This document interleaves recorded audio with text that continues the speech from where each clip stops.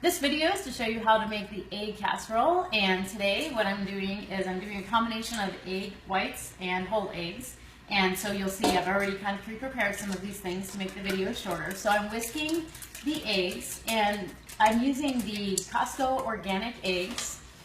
And you have to use the organic, but I prefer to use organic when possible. So you're just going to go ahead and whisk your eggs until they're well blended. And you can use 12 whole eggs in this recipe. That's actually the standard, is 12 whole eggs.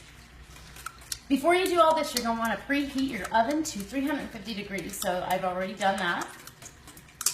When I do this, I usually do about half yolks, half whites, but I'll do a few extra whites. So I'll do more than just 6 whites. I'll do about 8 or 9 whites and about 6 whole eggs. Okay, so that's well blended. And what I've done ahead of time, you can see here, is I've blended all my mix-ins. So your mix-ins can be different every week, so your recipe isn't the same. This is Kerrygold cheese. It's actually a grass-fed cow cheese. It's a healthier cheese. So I put that in the food processor. I also took some fresh organic kale. You can see the bushel right here I took it from. So I just washed these leaves and I put it in the food processor.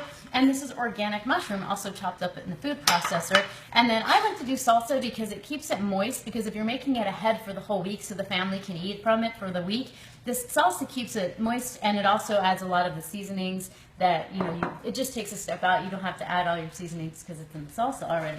And you can use homemade or store-bought salsa. Also, you'll notice that I've pre-sprayed with coconut oil spray. I got this one from Trader Joe's. My casserole dishes, I really recommend using casserole dishes. You can use muffin pans for this recipe. The problem is those little muffins tend to dry out by the end of the week, so that's not really, if you're making it ahead for the whole week, then it's not going to be as good towards the end of the week. Okay, so I'm just going to slowly add my mix-ins. And so there goes the cheese. And this blends up real nice. And if you have everything chopped up in your food processor, this recipe literally just takes a few minutes. And I do this every week for my husband and myself. I make a lot of it so that we have it for the entire week.